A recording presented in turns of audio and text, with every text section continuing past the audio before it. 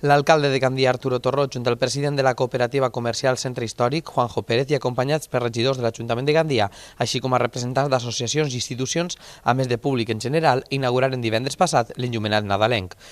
Després d'engegar les llums de la façana del consistori, acompanyat per dolçainers que interpretaven Nadales, recorreren diversos carrers engegant les llums fins a arribar al gran arbre de Nadal que s'ha instal·lat, com és ja tradició, al centre de la plaça del Prado. Bueno, un any més inaugurem el Nadal i un any més comença les festes nadalenques i així al centre històric, a tota la ciutat de Gandia, en l'Ajuntament, pues, inaugurem i posem en marxa les llums de Nadal. Entonces, bueno, des d'ací, diguem que comença